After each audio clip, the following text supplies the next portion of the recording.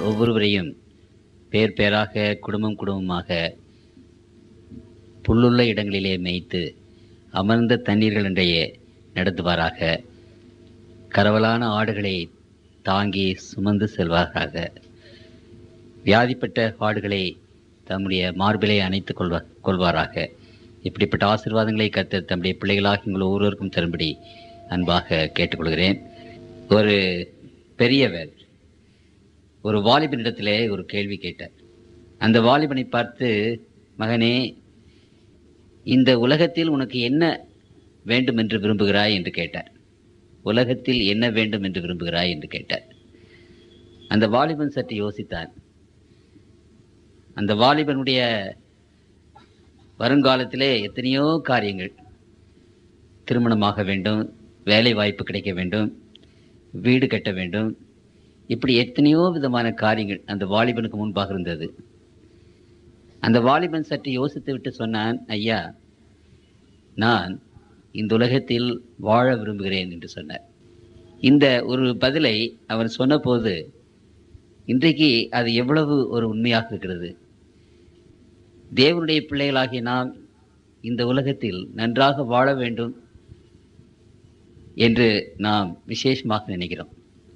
சந்தோஷமாக வாழ வேண்டும், சமாதானமாக வாழ வேண்டும், எந்த விதமான இடையூறு இல்லாமல் வாழ வேண்டும் என்றெல்லாம் நினைக்கிற நமக்கு முன்பாக இருக்கிற அந்த உலகம் எப்படிப்பட்டது என்பதை நாம் சற்று கவனித்து ஆராய வேண்டும். எங்கு பார்த்தாலும் எல்லா நாடுகளும் யுத்தத்திற்கு ஆயத்தப்பட்டு கொண்டிருக்கின்றன. எல்லா நாடுகள் மத்தியிலும் அநேக விதமான பயங்கரமான கருவிகள் இருக்கின்றன. அணுகுண்டு, ஹைட்ரஜன் குண்டு, இன்னும் என்னென்னமோ குண்டுகளை இப்பொழுது ஆயத்தப்படுத்தி வைத்திருக்கிறார்கள். எதற்காக அதை ஆயத்தப்படுத்தி வைத்திருக்கிறார்கள் என்று அவர்களுக்கு தெரியாது. ஒரு பயம், மற்ற நாடுகள் வந்து விட்டால் என்ன செய்வதென்று. முன்னான காலங்களிலே சண்டை போட்ட போது அது சரிதான். ஆனால் இப்பொழுது அடுத்த நாடு சண்டைக்கு வந்து விட்டால் என்ன செய்வதென்று சொல்லி ஹைட்ரஜன் குண்டுகளையும் அணுகுண்டுகளையும் தயாரித்து வைத்திருக்கிறார்களே. இந்த ஹைட்ரஜன் குண்டுகள், அணுகுண்டுகள் எல்லாம் வெடித்தால் என்ன ஆவது? அப்படியானால் இன்றைக்கு உலகத்தில் மக்கள் மத்தியில் இந்த உலகத்தை 100 தடவைக்கு மேலாக அழிக்கும்படியான அணு ஆயுதங்களை உலகத்தினர் இன்றைக்கு கையில் வைத்து கொண்டிருக்கிறார்கள். நம்முடைய பிரதம மந்திரியாக நரசிம்மராவ் அங்கு கனடாவிலே பேசும்போது 130 முறை இந்த உலகத்தை அழிக்கத்தக்கதாக அணு ஆயுதங்களை இன்றைக்கு உலகத்தினர் வைத்திருக்கிறார்கள். ஆகவே இந்த வரப்போகிற உலகம் எப்படிப்பட்ட ஒரு உலகமாக இருக்கும் என்று நீங்கள் சற்று நிதானித்து பார்க்க வேண்டும். யாராவது ஒரு கோபப்பட்டு இந்த அணு யுத்தத்தை தொடங்கி விட்டார்களானால் அதனால வரப்போகிற பலாபலன் என்ன? ஒருவர் அணு குண்டை இன்னொரு நாட்டிலே போட்டால் அவர்கள் சும்மா இருப்பார்களா? ஆகவே இந்த அணு யுத்தமானது சீக்கிரமாக அப்படி வருமானால் இந்த உலகத்தினுடைய நிலைமை என்ன? இந்த உலகம் எவ்வளவு பயங்கரமான ஒரு நிலைமைக்கு போய் கொண்டிருக்கிறது என்பதை நாம் சற்று அறிய வேண்டும். எங்கு பார்த்தாலும் தீமைகள் பெருகி கொண்டிருக்கிறது. கடல் அலைகள் போல ஏராளமான தீமைகள் மக்களை சூழ்ந்து கொண்டிருக்கிறது. எங்கு பார்த்தாலும் மக்கள், தேவ ஆவியானவர் மனிதனுடைய உள்ளத்திலிருந்து சிறிது சிறிதாக எடுத்துக்கொள்ளப்படுகிறார் என்று வேதம் சொல்கிறது. மக்கள் மாக்களாக மாறிவிடுகிறார்கள், மிருக குணம் உள்ளவர்களாக மாறி வருகிறார்கள். அன்பு வம்பாக மாறிக்கொண்டிருக்கிறது. இன்னைக்கு காருண்யம், இரக்கம் என்பது எங்குமே இல்லாத ஒரு அக்காரியமாக மாறிவிடுகிறது. பரிசுத்தம் என்பது என்ன, அது எங்கே இருக்கிறது, அதனுடைய விலை என்ன என்று கேட்கிற அளவுக்கு இங்கே இருக்கிறது. மனுஷருடைய சமுதாயங்களிலே விசேஷமான இப்படிப்பட்ட பயங்கரமான காரியங்கள் வந்து கொண்டிருக்கிறது. ஜனப்பெருக்கம், எங்கே பார்த்தாலும் வியாதிகள், பயங்கரமான வியாதிகள். இப்படிப்பட்ட இந்த உலகம் வர வர மோசமாகி கொண்டு வருகிறது. இன்றைக்கு விஞ்ஞானிகள் என்ன எழுதுகிறார்கள் என்றால், அணுகுண்டு, ஹைட்ரஜன் குண்டு பல இடங்களிலே வெடித்து இன்றைக்கு அநேக இடங்கள் பூமி பாலம் பாலமாக வெடித்து விட்டது. அந்த பூமிக்குள்ளே கூட பார்க்கலாம், அப்படி வெடித்து கிடக்கிறது. இந்த குண்டுகளினாலே இந்த உலகத்தினுடைய நிலங்கள் பாழ்பட்டு அநேக ஆயிரக்கணக்கான கோடிக்கணக்கான ஏக்கர் நிலங்கள் இன்றைக்கு பாழ்பட்டு அங்கே கிடக்கிறது. இந்த பூமிக்கு மேலே 32 கிலோமீட்டர் வரைக்கும் ஹோசோன் லேயர் என்று சொல்லி அந்த வானத்திலே ஆண்டவர் நமக்கு ஒரு பாதுகாப்பாக மண்டலத்தை வைத்திருந்தார், ஒரு வாயு மண்டலம். அந்த வாயு மண்டலம் வந்து மற்ற கிரகங்களிலிருந்து, மற்ற உலகங்களிலிருந்து வரப்போகிற கொடிய பாய்சனஸ் அந்த கதிர்கள் எல்லாவற்றையும் இழுத்து கொண்டு இந்த பூமிக்கு அதை விடாது.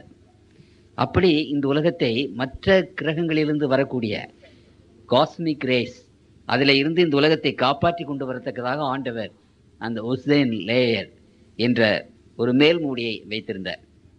ஆனால் இப்பொழுது இந்த பெட்ரோல் அதிகமாக உபயோகிக்க பற்பல விதமாக இந்த யுத்தங்கள் அதிகமாக நடக்க அந்த ஓசோன் என்ற அந்த லேயர் ஓட்டைகள் விழுந்து விட்டது ஆங்காங்கு என்று விஞ்ஞானிகள் சொல்கிறார்கள். அப்படியானால் மற்ற கிரகங்களிலிருந்து அல்லது மற்ற அந்த காஸ்மிக் அண்ட சராசரங்களில் இருந்து வருகிற தீய ஒளிக்கதிர்கள் அங்கு நேராக இந்த உலகத்துக்கு வந்துவிடும். அப்படி வந்துவிட்டால் என்ன நடக்கும் என்று விஞ்ஞானிகள் சொல்லியிருக்கிறார்கள். தோல் கேன்சர் வரும், தோலிலே கேன்சர் வரும். உதாரணமாக இந்த கேன்சர், இந்த புற்றீரல் நோய், புற்றுநோய், இந்த புற்றுநோய் உடம்புக்குள்ளாக வரும்போது அது அவ்வளவாக நமக்கு தெரிகிறது இல்லை. பின்னாலே அது முற்றும்போது தான் நமக்கு அதனுடைய பலன் தெரிகிறது. ஆனால் தோலிலே வந்து விட்டதானால் அதனுடைய பலன் பயங்கரமாக இருக்கும், சொரிந்து கொண்டே இருக்க வேண்டியது இருக்கும். அந்த தோலின் மேலே இருந்தால் அதனுடைய விளைவுகள் அதிக பயங்கரமாக இருக்கும். ஆகவே இந்த விதமான வியாதிகள் இனிமேல் ஏராளமாக வரும். கோடிக்கணக்கான மக்கள் இப்படிப்பட்ட கேன்சர்னாலே அவதியுறுவார்கள் என்று விஞ்ஞானிகள் எச்சரித்திருக்கிறார்கள். அது மாத்திரமல்ல, இந்த கதிர்கள் இந்த உலகத்தில் படும்போது தாவரங்களை அது அதிகமாக பாதிக்கும், விளைச்சல்களை அது அதிகமாக பாதிக்கும். இப்படியெல்லாம் இந்த உலகத்தின் நிலைமை போய்கொண்டிருக்கிறது. இப்படிப்பட்ட ஒரு பயங்கரமான ஒரு உலகத்தை சந்திக்கும் போது அந்த வாலிபன் சொன்ன மாதிரி, நான் வாழ வேண்டும் என்று நினைத்தானே, நாம் இனிமேல் வரப்போகிற உலகத்தில் வாழ முடியுமா என்ற ஒரு பெரிய கேள்வி உங்கள் மத்தியிலே, என்னுடைய மத்தியில் வருகிறது. ஆண்டவர் இந்த அழகான உலகத்தை எவ்வளவு நன்றாக நமக்கு கொடுத்திருந்தார். மனிதன் வாழ வேண்டும் என்று சொல்லி எத்தனை அக்கறையோடு கூட அவர் இதை சிருஷ்டித்திருந்தார். ஆனால் இப்பொழுது மனிதர்கள் கையிலே ஆண்டவர் கொடுக்கும்போது மனிதர்கள் இந்த உலகத்தை சின்ன பின்னமாக்கி இந்த உலகத்தை கெடுத்து போட்டு தீய சக்திகளை அதிகமாக வளரவிட்டு இந்த உலகத்தை பாழ்படுத்தி கொண்டிருக்கிறார்கள். ஆகவே திருமறை என்ன சொல்கிறது என்றால், வெளியாகமும் 11:18 ஜாதிகள் கோபித்தார்கள், அப்பொழுது உம்முடைய கோபம் மூண்டது. மரித்தோர் நியாயத்தீர்ப்பு அடைகிறதுக்கும் தீர்க்கதரிசிகளாகிய உம்முடைய ஊழியக்காரருக்கு பரிசுத்தவான்களுக்கும் உமது நாமத்தின் மேல் பயபக்தியாயிருந்த சிறியோர் பெரியோருக்கும் பலனளிக்கிறதற்கும் பூமியை கெடுத்தவர்களை கெடுக்கிறதற்கும் காலம் வந்தது என்று சொல்லி தேவனை தொழுது கொண்டார்கள். அப்படியானால் பூமியை கெடுக்கிறவர்களை கெடுப்பதற்கு மனிதர் கையிலே ஆண்டவர் இந்த உலகத்தை கொடுத்தார். இன்றைக்கு இந்த உலகத்தை கெடுத்து குட்டிச்சுவராக்கி இந்த உலகத்தின் எல்லா காரியங்களையும் இன்றைக்கு பயங்கரமாக மாற்றி கொண்டிருக்கிறார்கள் இந்த உலகத்தினர். ஆகவே இன்றைக்கு இந்த உலகம் சீக்கிரமாக அங்கு அழிந்து விடப் போகிறது என்பதை அறிந்த சாத்தான் எப்படியாவது இந்த உலகத்தை விட்டு மற்ற உலகத்திற்கு போய்விட வேண்டும் என்று பெரிய பிரயாசப்பட்டு கொண்டு ராக்கெட்டுகளை மற்ற காரியங்களை கண்டுபிடித்துக் கொண்டிருக்கிறான் என்று நான் உங்களுக்கு முன்னாலே நான் சொன்னேன். இந்த உலகத்தின் கொடுமைக்கும் கேட்டுக்கும் காரணமாக இருப்பவன் சாத்தான் என்றும் உங்களுக்கு நான் சொன்னேன். வெளி 12:12 ஆகையால் பரலோகங்களே, அவைகளில் வாசமாயிருக்கிறவர்களே, களிகூறுங்கள், பூமியிலும் சமுத்திரத்திலும் குடியிருக்கிறவர்களே ஐயோ, பிசாசானவன் தனக்கு கொஞ்சங்காலம் மாத்திரம் உண்டென்று அறிந்து மிகுந்த கோபம் கொண்டு உங்களிடத்தில் இறங்கினபடியால் உங்களுக்கு ஆபத்து வரும் என்று சொல்ல கேட்டேன். அப்படியானால் ரத்தின சுருக்கமாக திருமறை என்ன சொல்கிறது? இந்த காலங்களிலே பிசாசானவன் தனக்கு கொஞ்சங்காலம் மாத்திரம் உண்டென்று அறிந்து, ஒருவேளை இன்றைக்கு உலகத்தின் மக்களுக்கு இது தெரியவில்லை, இன்னும் சிறிது காலம்தான் உண்டு என்பதை இந்த உலகத்தின் மக்கள் அறிந்து கொள்ளவில்லை, சொன்னால் கூட அவர்களுக்கு புரிந்து கொள்ளவில்லை. ஆனால் இந்த உலகத்தின் காரியங்கள் எல்லாவற்றையும் அறிந்து ஆராய்ச்சி செய்து இந்த வேத வசனங்களையும் ஆராய்ச்சி செய்து கொண்டிருக்கிற சாத்தானுக்கு நிச்சயமாக ஒன்று தெரிந்து விட்டது: இந்த உலகம் இனி அதிக நாட்கள் நீடிக்காது. ஆகவே தன்னுடைய முடிவும் இந்த உலகத்தினுடைய முடிவோடு ஒன்றாக இணைந்து விட்டிருக்கிறது என்று சாத்தானுக்கு தெரியும். ஆகவே இன்னும் சிறிது காலம் மாத்திரம் உண்டு என்பதை தனக்கும் இந்த உலகத்திற்கு முடிவுக்கு அவன் மிகுந்த கோபம் கொண்டு தான் அழிய வேண்டிய வந்தால் இந்த உலகத்தின் அத்தனை பேரையும் அழிய வைக்க வேண்டும் என்ற ஒரு பெரிய கோப வேசத்தோடு இந்த உலகத்தில் அவன் இன்றைக்கு சுற்றி கொண்டிருக்கிறான். அவனோடு கூட சேர்ந்த தேவதூதர்கள், 1/3 தேவதூதர்கள், சில பேர் அதை 33 தேவர்கள் என்று சொல்கிறார்கள். அப்படிப்பட்ட அவ்வளவு பேரும் இன்றைக்கு பயங்கரமான கோபத்தோடு, மிகுந்த வல்லமையுள்ள அந்த தேவதூதர்கள் மனிதர்களை அழிக்க வேண்டும், உலகத்தை அழிக்க வேண்டும், எல்லாவற்றையும் அழித்து விட வேண்டும், தான் அழியும் போது எல்லாமே அழித்து விட வேண்டும் என்று இன்றைக்கு அங்கே சுற்றி கொண்டிருக்கிறார்கள். ஆகவே திருமறை இந்த கடைசி நாட்களை குறித்து பேசும்போது அங்கு இன்னொரு காரியத்தை விசேஷ விதமாக அங்கு பேசுகிறது. அதை நான் வாசிக்க விரும்புகிறேன். லூக்கா 21:26 வாசிக்கிறேன். வானத்தின் சத்துவங்கள் அசைக்கப்படும், ஆதலால் பூமியின் மேல் வரும் ஆபத்துக்களுக்கு பயந்து எதிர்பார்த்திருக்கிறபடியால் மனுஷனுடைய இருதயம் சோர்ந்து போகும். மனுஷனுடைய இருதயம் சோர்ந்து போகும் என்று ஆண்டவர் எழுதுகிறார். அதாவது மனுஷனுடைய இருதயம் சோர்ந்து போகும் என்றால், இந்த இருதய சம்பந்தமான ஏராளமான வியாதிகள் மனிதனுக்கு வரக்கூடிய அந்த தன்மை உடையதாக இருக்கும் என்று நாம் வேதத்திலே பார்க்கிறோம். ஆகவே கர்த்தருக்குள் பிரியமான தேவனுடைய பிள்ளைகளே, இப்படிப்பட்ட இந்த உலகத்தில இருந்து விடுதலை பெற்று வேறு உலகத்திற்கு போய்விட வேண்டும் என்று சாத்தான் பகிரங்க பிரயத்தனம் செய்து கொண்டிருக்கிறான். ராக்கெட்டுகளை அனுப்புகிறான். ஆனால் நான் உங்களுக்கு சொன்னேன், இந்த உலகம் ஒரு ஐசோலேஷன் வார்டு மாதிரி, வியாதியேசருடைய வார்டு இது. மற்ற உலகத்தார் இந்த உலகத்திற்கு வரக்கூடாது, இந்த உலகத்தில் உள்ளவர்கள் மற்ற உலகத்திற்கு போகக்கூடாது. அது ஆண்டவருடைய திட்டம். ஆனாலும் இந்த சாத்தான் மனிதர்கள் மூலமாக எப்படியாவது மற்ற உலகத்திற்கு போக வேண்டும் என்று பிரயாசப்படுகிறான். இது உங்களுக்கு நன்றாக தெரியும் என்று நினைக்கிறேன். இந்த ராக்கெட்டுகள் மற்ற உலகங்களுக்கு போகிற காரியங்கள் எல்லாம் பற்றி பார்க்கும்போது நிச்சயமாகவே இந்த உலகத்தினுடைய முடிவு மிக சமயமாக இருக்கிறது என்பதை தேவனுடைய பிள்ளைகள் நன்றாக உணர்ந்து கொள்ள நாம் கடமைப்பட்டிருக்கிறோம். ஆகவே என்ன இனி நடக்கும்? கடவுளுடைய பிள்ளைகளாகி நமக்கு என்ன நேரிடும்? இந்த உலகத்தின் அழிவோடு நாம் அழிந்து விட போகிறோமா? இந்த உலகத்தில் நேரிடுகிற அந்த பயங்கரமான காரியங்கள் நம்மையும் அழித்து விட போகிறதா என்ற ஒரு பெரிய கேள்வி நம்முடைய உள்ளத்திலே எழும்புகிறது. இவைகளை அறிந்த ஆண்டவர் தேவனுடைய பிள்ளைகளாகி உங்களுக்கும் எனக்கும் ஒரு விசேஷமான ஒரு வாக்குத்தத்தத்தை கொடுத்து போனார். யோவான் 14ஆம் அதிகாரத்திலே அதை வாசிக்கிறேன். முதல் 3 வசனங்கள். உங்கள் இருதயம் கலங்காதிருப்பதாக, இந்த உலகத்தில் நடக்கப் போகிற காரியங்களை குறித்து அறிந்து அல்லது இவைகளை பற்றி நன்றாக தெரிந்து கொண்டு தேவனுடைய பிள்ளைகள் உங்களுடைய இருதயம் கலங்காதிருப்பதாக. தேவனிடத்தில் விசுவாசமாயிருங்கள், என்னிடத்திலும் விசுவாசமாயிருங்கள். ஏன் விசுவாசமாக இருக்க வேண்டும்? கடவுளிடத்தில் நாம் விசுவாசமாக இருக்க வேண்டும். எதற்காக? உலக பிரகாரமான ஆசீர்வாதங்களை கொடுப்பார், உணவு கொடுப்பார், உடை கொடுப்பார், சுகம் கொடுப்பார், பலன் கொடுப்பார், உத்தியோகம் கொடுப்பார். இவைகளுக்காகவே நாம் ஆண்டவர் மேல் விசுவாசம் வைக்க வேண்டும். இன்றைக்கு உலகத்தின் மார்க்கங்கள், மற்ற மார்க்கத்தில் உள்ளவர்கள் அதற்காகத்தானே விசுவாசம் வைத்திருக்கிறார்கள், அதற்காகத்தானே இறைவனை தொழுது கொள்கிறார்கள். ஆனால் தேவனுடைய பிள்ளைகள் அப்படி அல்ல. இந்த உலகத்தின் ஆசீர்வாதங்களுக்காக நாம் ஆண்டவரை விசுவாசிக்கிறது இல்லை. என்னில் விசுவாசமாயிருங்கள், என் பிதாவினிடத்தில் விசுவாசமாயிருங்கள் சொன்னாரு. ஏன் அவரிடத்தில் விசுவாசமாயிருக்க வேண்டும்? எதற்காக என்று சொன்னார். அடுத்த வசனத்தில் சொல்லுகிறார், என் பிதாவின் வீட்டில் அநேக வாசஸ்தலங்கள் உண்டு. அப்படி இல்லாதிருந்தால் நான் உங்களுக்கு சொல்லியிருப்பேன். ஒரு ஸ்தலத்தை உங்களுக்காக ஆயத்தம் பண்ண போகிறேன். நான் போய் உங்களுக்காக ஸ்தலத்தை ஆயத்தம் பண்ண பின்பு நான் இருக்கிற இடத்தில் நீங்களும் இருக்கும்படி நான் மறுபடியும் வந்து உங்களை என்னிடத்தில் சேர்த்துக் கொள்வேன். இந்த உலகத்தின் காரியங்களை பார்த்து கர்த்தருடைய பிள்ளைகள் கலங்காமல் இருக்க வேண்டும் என்று ஆண்டவர் சொன்னார். கலங்காமல் இருக்கும் போதே திட விசுவாசம் உள்ளவர்களாக அங்கே இருக்க வேண்டும் என்று சொன்னார். ஆண்டவரிடத்தில் ஒரு அசைக்க முடியாத ஒரு விசுவாசம். ஏன் அப்படிப்பட்ட ஒரு விசுவாசம்? ஆண்டவருடைய ராஜ்யத்திலே நமக்கு ஒரு இடம் உண்டு. அதை ஆயத்தம் பண்ண போகிறேன். அதை ஆயத்தம் பண்ண பிற்பாடு நான் திரும்ப வந்து உங்களை கூட்டிக் கொண்டு போவேன் என்று ஆண்டவர் சொல்கிறார். ஆகவே கர்த்தருடைய பிள்ளைகளுக்கு ஒரு விசேஷமான வாக்குத்தத்தத்தை ஆண்டவர் கொடுத்திருக்கிறார். இந்த உலகத்தில் இருந்து வரப்போகிற காரியங்கள் எல்லாவற்றையும் நீங்கள் பார்க்கும்போது இந்த உலகம் சின்ன பின்னமாக போக போகிறது. இந்த உலகம் முழுவதும் அழிந்து போக போகிறது. இந்த உலகத்தின் மக்கள் அனைவரும் மடிந்து போக போகிறார்கள். பயங்கரமான காரியங்கள் நடக்கப் போகிறதாக இருக்கிறது. அப்படி நடக்கப் போகிற இந்த உலகத்திலே இருந்து கர்த்தருடைய பிள்ளைகளை தற்காலிகமாக டெம்பரரிலி ஆண்டவர் நம்மை தன்னுடைய ராஜ்யத்திற்கு கூட்டிக் கொண்டு போவார்.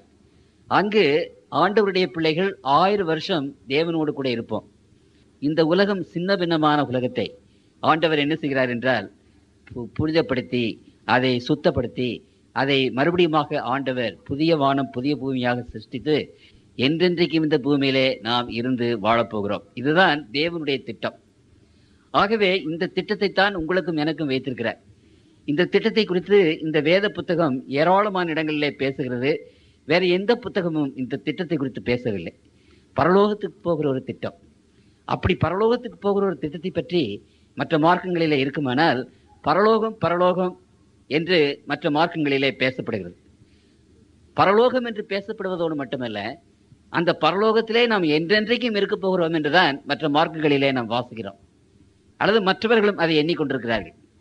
ஆனால் கர்த்தருக்குள் பிரியமானவர்களே, இந்த வேத புத்தகத்தில் ஆண்டவர் சொல்லுகிறார், இந்த உலகத்தின் ஆண்டவர் இந்த உலகத்திலே வந்து தம்முடைய பிள்ளைகளை கூட்டிக் கொண்டு போவார், பரலோகத்துக்கு போவார். அங்கு 1000 வருஷம் மாத்திரம் நாம் இருக்க போகிறோம். இதை புதிய வானம் புதிய பூமியும் ஆக்கி அந்த புதிய வானம் புதிய பூமியிலே தம்முடைய பிள்ளைகளை கொண்டு வந்து வைக்கிறார். இங்கேதான் கர்த்தருடைய பிள்ளைகள் என்றென்றைக்கும் இருக்க போகிறோம். சாந்த உள்ளவர்கள் பாக்கியவான்கள், அவர்கள் பூமியை சுதந்திரத்துக் கொள்வார்கள் என்றுதான் இருக்கிறது. ஏசாயா 65:17 வசனம், இதோ நான் புதிய வானத்தையும் புதிய பூமியும் சிருஷ்டிக்கிறேன், முந்தினவைகள் இனி நினைக்கப்படுவதுமில்லை, மனதிலே தோன்றுவதுமில்லை. நான் சிருஷ்டிக்கிறதுனாலே நீங்கள் என்றென்றைக்கு மகிழ்ந்து கலிகூர்ந்திருங்கள். இதோ எருசலேமை கலிகூர்தலாகவும் அதன் ஜனத்தை மகிழ்ச்சியாகவும் சிருஷ்டிக்கிறேன். ஆகவே புதிய வானம் புதிய பூமி. நான் எருசலேமின் மேல் கலிகூர்ந்து என் ஜனத்தின் மேல் மகிழ்ச்சியாயிருப்பேன். அழுகையின் சத்தமும் கூக்குரலின் சத்தமும் அதில் இனி கேட்கப்படுவதில்லை. அப்படியானால் ஆண்டவர் நமக்கு முன்பாக வைத்திருக்கிற அந்த புதிய வானம், அந்த புதிய பூமி, அந்த புதிய பூமி புதிய வானத்திற்காக கர்த்தர் தம்முடைய பிள்ளைகளை ஆயத்தப்படுத்திக் கொண்டிருக்கிறார். ஆகவே அவர் சீக்கிரமாக வரப்போகிறார். தம்முடைய பிள்ளைகளை கூட்டிக் கொண்டு பரலோகத்துக்கு கொண்டு போக வரப்போகிறார். இந்த இக்கட்டான இடர்பாடு நிறைந்த துன்ப நிறைந்த துயரம் நிறைந்த கண்ணீர் நிறைந்த அழிவு பெரிய கடலை போல வருகிற இந்த நேரத்தில் கர்த்தருடைய பிள்ளைகள் அழிந்து போகாதபடி, கர்த்தருடைய பிள்ளைகள் அதில் சிக்கி கொண்டு போகாதபடி நம்மை ஆண்டவர் விடுவித்து தேவனுடைய ராஜ்யத்துக்கு கொண்டு போகத்தக்கதாக அவர் வருவார். இறைவன் பரலோகத்திலிருந்து வருவார், தம்முடைய ராஜ்யத்தை ஸ்தாபிப்பார் என்ற அந்த வாக்கும் நிச்சயமாக நிறைவேற இருக்கிறது. இந்த வேதத்தில் இயேசு கிறிஸ்துவானவர் 2வது முறை வருவார் என்ற அந்த தீர்க்க தரிசனங்கள் இந்த வேதத்தில் 1518 முறை எழுதப்பட்டிருக்கிறது. சொல்லப்போனால் இந்த வேதத்தில் விசேஷமாக எழுதப்பட்ட ஒரு தீர்க்க தரிசனம் அவருடைய வருகை பற்றினதுதான். இந்த வேத புத்தகத்தில் புதிய ஏற்பாட்டிலே 260 அதிகாரங்கள் இருக்கின்றன. இந்த 260 அதிகாரங்களிலே 318 முறை 25 வசனத்திற்கு ஒரு முறை ஆண்டவருடைய 2வது வருகை பற்றி இங்கே எழுதப்பட்டிருக்கிறது. அப்படியானால் மூடி பிரசங்கியார் இதை பற்றி சொல்லும்போது வேதத்தில் நேரடியாகவோ அல்லது மறைமுகமாகவோ, டைரக்ட் ஆர் இன்டைரக்ட், 2500 தடவை ஆண்டவருடைய வருகை பற்றி 2வது வருகை பற்றி எழுதப்பட்டிருக்கிறது. அப்படியானால் இந்த வேதத்தின் ஒரு முக்கியமான தீர்க்க தரிசனமே ஆண்டவருடைய 2வது வருகை. இந்த வேதம் போதிக்கிற ஒரு முக்கியமான ஒரு கொள்கையே அவருடைய 2வது வருகை. அப்படியானால் இறைவனுடைய 2வது வருகை இந்த உலக ராஜ்யத்தை மாற்றும், தேவனுடைய பிள்ளைகளுக்கு ஒரு சமாதானத்தையும் சந்தோஷத்தையும் கொண்டு வரும். கர்த்தரை விசுவாசிக்கிற பிள்ளைகள் இந்த காலத்தில் அவர்கள் துன்பப்பட்டாலும் துயரப்பட்டாலும் கஷ்டப்பட்டாலும் பலவிதமான வேதனைகளினாலே ஊடுருவ குத்தி கொண்டிருந்தாலும் ஆண்டவருடைய வருகை, அவருடைய ராஜ்யம் தேவனுடைய பிள்ளைகளுக்கு விசேஷமான ஆசீர்வாதத்தை கொண்டு வரும். ஆகவே கர்த்தருடைய பிள்ளைகளாகி நாம் இப்படிப்பட்ட ஆண்டவருடைய வருகைக்காக நாம் காத்திருக்க வேண்டுவது மட்டுமல்ல, ஆவலோடு எதிர்பார்த்து கொண்டிருக்கவும் நாம் அங்கே ஆண்டவர் நமக்கு சொல்லுகிறார். அப்படியானால் இந்த 2வது வருகை பற்றி அநேக காரியங்கள் வேதத்தில் எழுதப்பட்டிருக்கிறது. இவைகளை பற்றி நாம் அறிந்து கொள்ளத்தக்கதாக ஆண்டவர் இந்த நேரத்தில் நம்மோடு கூட பேசும்படி ஜெபிக்கிறேன். எங்களை நேசிக்கிற அன்புள்ள தகப்பனே, உம்முடைய வேத வாக்கியங்களை கேட்பதற்காக இங்கே நாங்கள் காத்திருக்கிற உம்முடைய பிள்ளைகளுடைய இதயத்திலே நீர் பேசும் தகப்பனே. இந்த சத்தியத்தை நாங்கள் அறிந்து கொள்ளத்தக்கதாக எங்களுடைய உள்ளத்தின் ஆழத்திலே ஆவியானவர் அசைவாடி இந்த மகத்துவமான சத்தியத்தை நாங்கள் அறிந்து கொள்ளத்தக்கதாக எங்களுக்கு ஒத்தாசை செய்ய வேண்டும் என்றும், எங்களை ஆட்கொண்டு கர்த்தாவே எங்களை உம்முடைய பிள்ளைகளாக இந்த நேரத்தில் எங்களை ஆட்கொள்ள வேண்டும் என்றும், நீர் உம்முடைய பிள்ளைகளுடைய உள்ளத்திலே நீர் தாமே விசேஷ விதமாக பேச வேண்டும் என்று ஆண்டவர் இயேசுவின் திருநாமத்தில் வேண்டிக் கொள்கிறோம். ஜெபங்கேளும் பரமபிதாவே, ஆமென். ஆதாம் ஏவாள் பாவம் செய்த போது அப்பொழுதே ஆண்டவர் தன்னுடைய 2வது வருகை பற்றின ஒரு விசேஷமான வாக்குத்தத்தத்தை கொடுத்தார். ஆதியாகமம் 3ஆம் அதிகாரத்தில் அந்த ஆதாமும் ஏவாளும் பாவம் செய்த போது அந்த பிசாசு சொன்னதை கேட்டு அந்த பழத்தை பறித்து சாப்பிட்ட போது, அப்பொழுது ஆதாம் அந்த 3 பேரையும், ஆண்டவர் அந்த 3 பேரையும் முன்னால நிறுத்தி அங்கே கேட்கும்போது சொன்னார், ஒரு பெரிய வாக்குத்தத்தத்தை கொடுத்தார். உனக்கும் ஸ்திரிக்கும், உன் வித்துக்கும் அவள் வித்துக்கும் பகை உண்டாக்குவேன். அவர் உன் தலையை நசுக்குவார், நீ அவர் குதிங்காலை நசுக்குவாய் என்றார். இந்த பாவத்தை உண்டு பண்ணின அந்த பாம்பாகிய பிசாசின் தலையை நசுக்க நான் வருவேன் என்று ஆண்டவர் ஏதேன் தோட்டத்தில் தானே அந்த வாக்குத்தத்தத்தை கொடுத்தார். ஆகவே ஆண்டவருடைய 2வது வருகை பற்றி ஏதேன் தோட்டத்திலேயே தம்முடைய பிள்ளைகளுக்கு ஆண்டவர் அந்த அஷ்யூரன்ஸ், அந்த நிச்சயத்தை கொடுத்தார் என்று நாம் வேதத்திலே விசேஷ விதமாக நாம் பார்க்கிறோம். அடுத்தபடியாக இந்த கொள்கை நாளடைவிலே மக்கள் மத்தியில விசேஷமாக பரவி இருந்தது. இதை குறித்து வேதத்திலே நாம் மறுபடியும் வாசிக்கும் போது, யூதாவின் புத்தகம் 14வது 15வது வசனத்திலே வாசிக்கிறேன். 14:15 ஆதாமுக்கு 7ஆம் தலைமுறையான ஏனோக்கும் இவர்களை குறித்து, இதோ எல்லாருக்கும் நியாய தீர்ப்பு கொடுக்கிறதற்கும் அவர்களில் அவபக்தியுள்ளவர்கள் யாவரும் அவபக்தியாய் செய்து வந்த சகல அவபக்தியான கிரியைகளின் நிமித்தமும், தமக்கு விரோதமாய் அவபக்தியுள்ள பாவிகள் பேசின கடின வார்த்தைகள் எல்லாவற்றின் நிமித்தமும் அவர்களை கண்டிக்கிறதற்கும் 1000 தமது பரிசுத்தவான்களோடு கூட கர்த்தர் வருகிறார் என்று முன்னறிவித்தார். 7ஆம் தலைமுறையான ஏனோக்கு, அவர் அந்த நாட்களின் உலகமெங்கும் போய் ஆண்டவர் வருகிறார் என்பதை குறித்த ஒரு விசேஷமான ஒரு செய்தியை அங்கு பிரசங்கித்தான் என்று வேதம் நமக்கு அங்கே சொல்லுகிறது. அப்படியானால் இந்த ஆண்டவர் வருகிறார் என்ற நம்பிக்கை எல்லா காலங்களிலும் தேவனுடைய பிள்ளைகளுக்கு கொடுக்கப்பட்டு வந்தே இருந்தது. அங்கு எபிரேயர் எழுதின நிருபம் 11ஆம் அதிகாரம் 10வது வசனத்திலே ஆபிரகாம் என்ற பக்தனை பற்றி நாம் வாசிக்கிறோம். அந்த ஆபிரகாம் என்ற பக்தனை பற்றி அங்கே பேசும்போது என்ன சொல்லப்பட்டிருக்கிறது? விசுவாசத்தினாலே அவன் வாக்குத்தத்தம் பண்ணப்பட்ட தேசத்திலே பரதேசியை போல சஞ்சரித்து அந்த வாக்கு தத்தத்திற்கு உடன் சுதந்தராகிய ஈசாக்கோடும் யாக்கோப்போடும் கூடாரங்களிலே குடியிருந்தார். ஏனெனில் தேவன் தாமே கட்டி உண்டாக்கின அஸ்திபாரங்களுள்ள நகரத்திற்கு அவன் காத்திருந்தார். ஆண்டவர் வரும்போது கர்த்தருக்குள் பிரியமானவர்களே அந்த நகரத்தை கூட்டிக் கொண்டு எடுத்துக்கொண்டு வருவார் என்று வேதம் நமக்கு சொல்லுகிறது. ஆகவே ஆண்டவருடைய வருகைக்காக காத்திருந்த அந்த பெரிய பக்தனாகிய ஆபிரகாமை பற்றி அங்கு வேதம் அங்கு பேசுகிறது. இந்த வேதத்தில் முதலாவதாக எழுதப்பட்ட யோபு என்ற புத்தகத்தில் அந்த யோபு என்ற அந்த தீர்க்கதரிசி, இந்த உலகத்தில் பயங்கரமான கஷ்டங்களை அனுபவித்த அந்த யோபு என்ற தீர்க்கதரிசி, எவ்வளவு துன்பங்கள் துயரங்கள் அந்த மனிதனுக்கு வந்த போதிலும் அந்த மனிதனுக்கு ஒரு விசேஷமான ஒரு நம்பிக்கை இருந்தது. எவ்வளவுதான் துன்பங்கள் வரட்டுமே, துயரங்களும் தொல்லைகளும் வரட்டுமே, கண்ணீரும் கவலையும் இருக்கட்டுமே என்றாலும், அப்படிப்பட்ட பிரம்மாண்டமான துன்பங்களின் மத்தியில, பயங்கரமான கொடுமையான துன்பங்களின் மத்தியில அந்த யோபு ஒரு பெரிய வாஞ்சை அந்த யோபுக்கு இருந்தது. அந்த துன்பங்களின் மத்தியிலும் துயரங்களின் மத்தியிலும் அவனை காப்பாற்றினது என்ன, அவனுக்கு உயிர் கொடுத்தது என்ன, அவனுடைய வாழ்க்கையை தாங்கினது என்ன என்றால், இங்கே வாசிக்கிறோம். யோபு 19ஆம் அதிகாரம் 25 26 வாசிக்கிறேன். என் மீட்பர் உயிரோடு இருக்கிறார் என்றும் அவர் கடைசி நாளில் பூமியின் மேல் நிற்பார் என்றும் நான் அறிந்திருக்கிறேன். இந்த என் தோல் முதலானவைகள் அழுகி போன பின்பு நான் என் மாமிசத்திலிருந்து தேவனை பார்ப்பேன், அவரை நானே பார்ப்பேன், அந்நிய கண்கள் அல்ல. என் கண்களே அவரை காணும். இந்த வாஞ்சியால் என் உள்ளந்திரியங்கள் எனக்குள் சுவந்து போகிறது. அப்படியானால் என் மீட்பர் இந்த கடைசி நாட்களில் பூமியில் வருவார் என்ற அந்த பெரிய ஒரு வாஞ்சை, ஒரு நம்பிக்கையினாலே நான் உயிரோடு இருக்கிறேன், நான் வாழ்கிறேன் என்று யோபு அங்கே சொல்லுகிறார். அப்படியானால் அந்த யோபுடைய ஜீவியத்தில் எவ்வளவு ஆழமாக அவருடைய வருகை பற்றின ஒரு நிச்சயம் இருந்தது. அவனுடைய உள்ளத்தில் எவ்வளவு ஆழமாக அது பதிந்திருந்தது. எவ்வளவு துன்பங்கள் வந்தாலும் துயரங்கள் வந்தாலும் அவைகள் எல்லாவற்றையும் மீறி அந்த நம்பிக்கை அவனுக்குள்ளாக இருந்தது என்று அங்கே நாம் வாசிக்கிறோம். சங்கீதக்காரன் ஆண்டவருடைய வருகை பற்றி அநேக இடங்களிலே எழுதுகிறார். ஒரு விசேஷமான வசனத்தை மாத்திரம் நான் வாசிக்க விரும்புகிறேன். 50வது சங்கீதம் 3வது வசனத்திலே வாசிக்கிறேன். 53 நம்முடைய தேவன் வருவார், மௌனமாயிரார், அவருக்கு முன் அக்கினி பட்சிக்கும், அவரை சுற்றிலும் மகா புசல் கொந்தளிப்பாயிருக்கும்.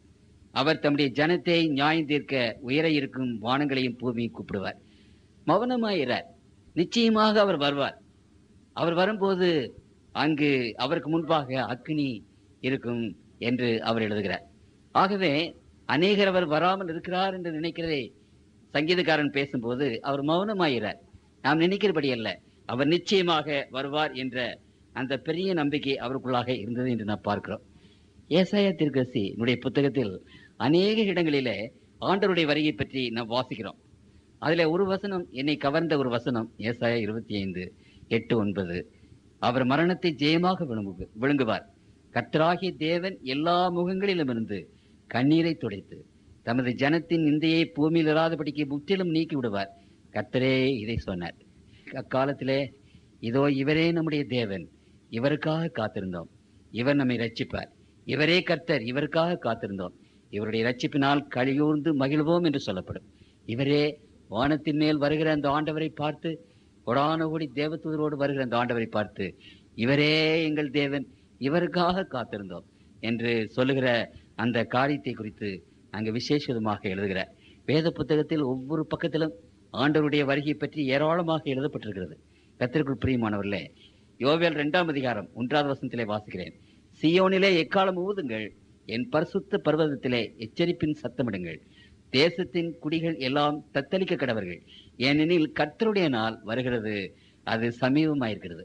கர்த்தருடைய நாளை பற்றி யோவேல் தீர்க்கதரிசி அங்கு விசேஷ விதமாக அங்கு பேசி போன சகரியாவினுடைய புத்தகம், அந்த புத்தகத்திலே 14 வாசிக்கிறேன். 14:4.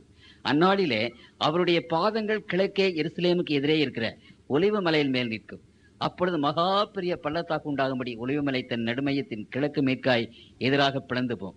அப்படியானால் ஆண்டவருடைய பாதம் ஒலிவ மலையிலே வரும் என்ற அந்த ஒரு செய்தியை சொல்லுகிறார். 2வது வருகை பற்றி அங்கு விசேஷ விதமாக பேசுகிறார்.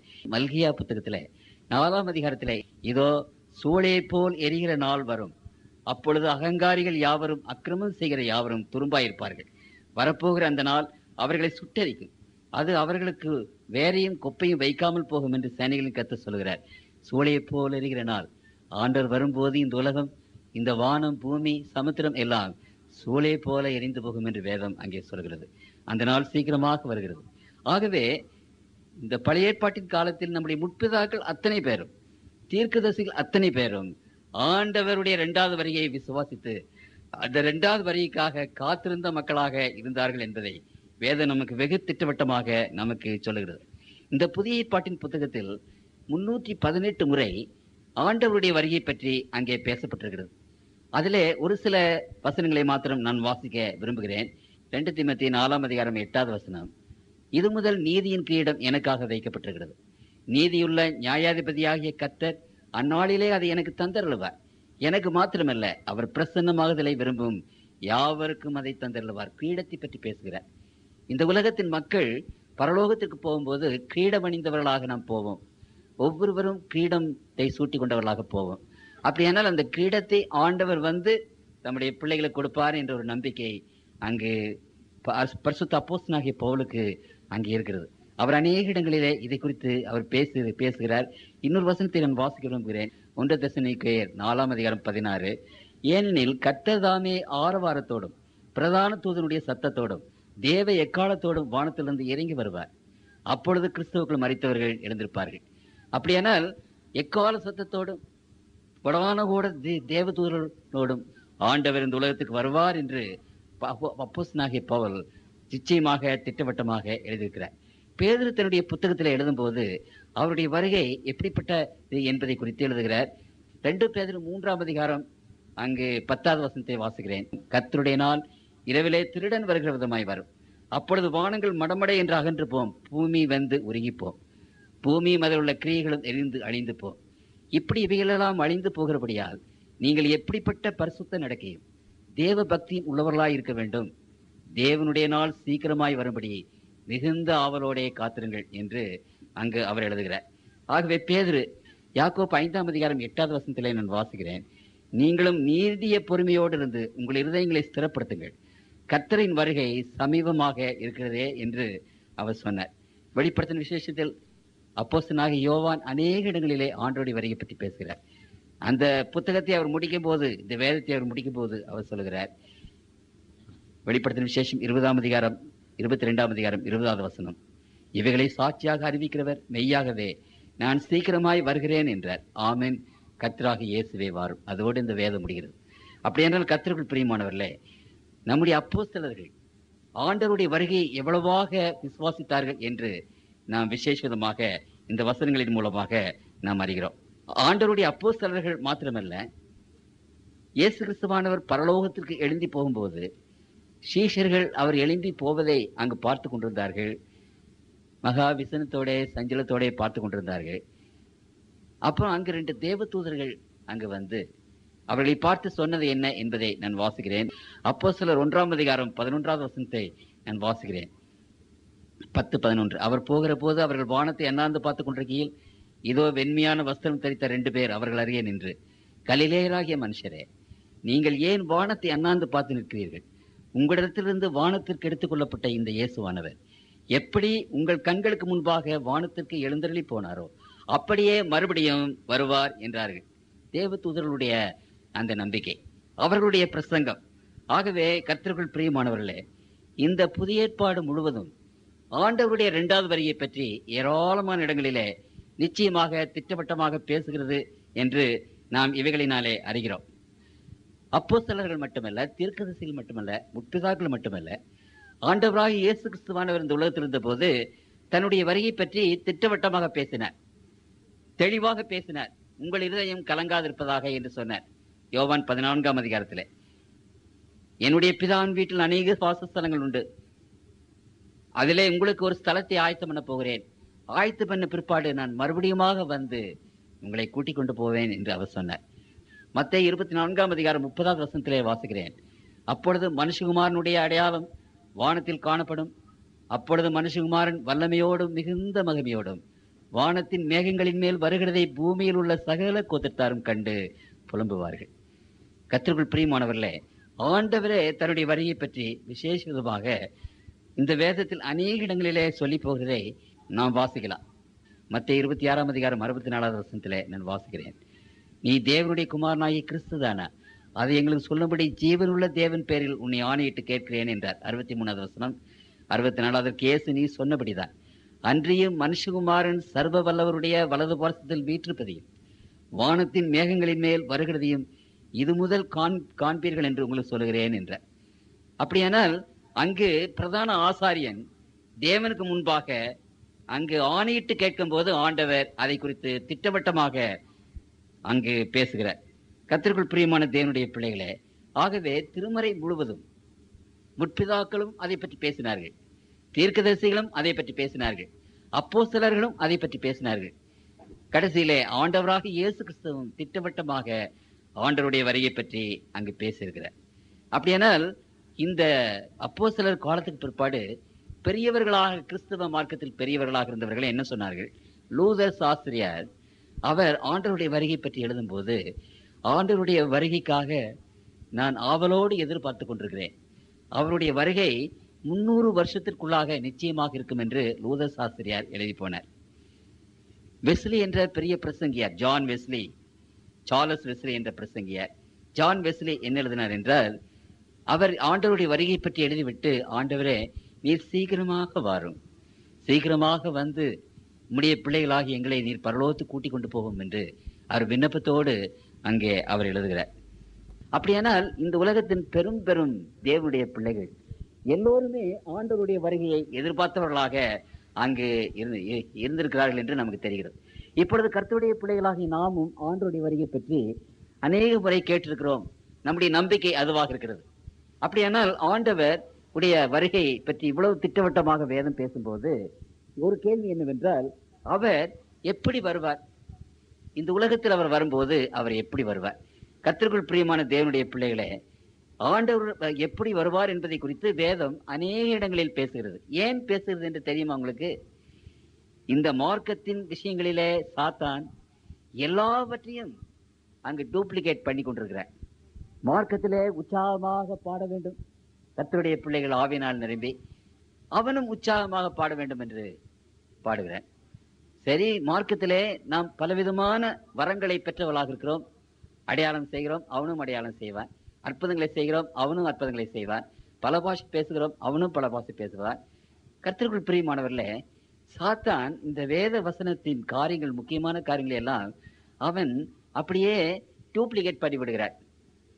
ஆகவே இந்த வேத வசனம் இந்த முக்கியமான காரியத்தை குறித்து பேசுகிறது என்றால், இந்த முக்கியமான காரியத்தை எப்படியாவது அவன் டூப்ளிகேட் பண்ணி விடுவான்.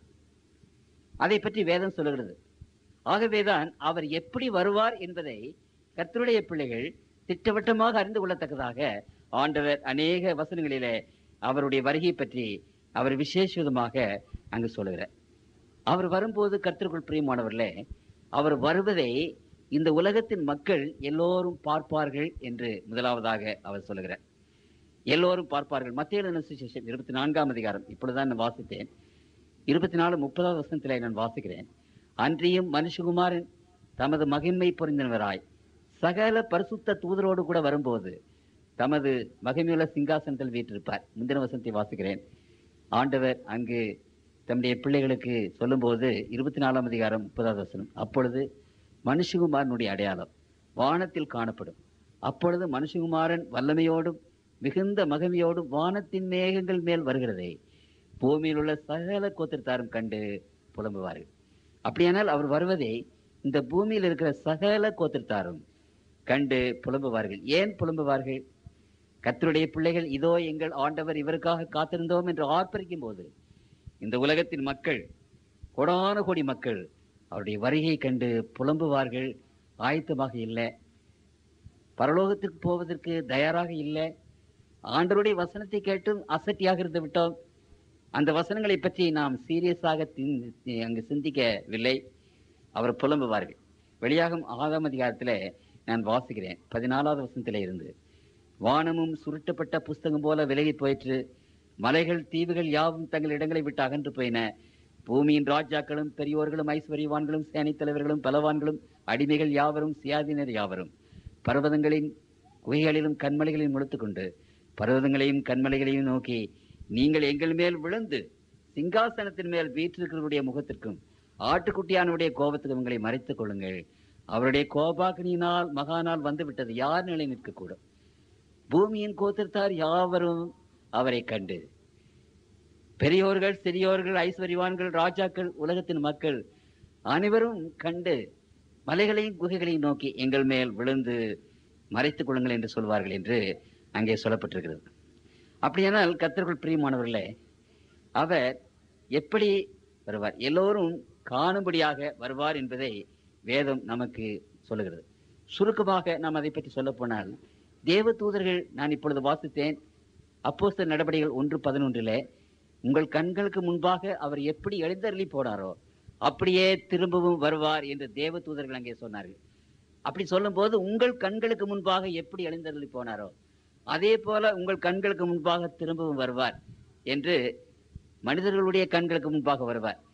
அந்த காலத்தில், ஆண்டவருடைய வருகையின் காலத்தில் வாழ்கிற ஒவ்வொரு மனிதனும் அவருடைய வருகையை காண்பார்கள் என்று வேதத்தில் சொல்லப்பட்டிருக்கிறது.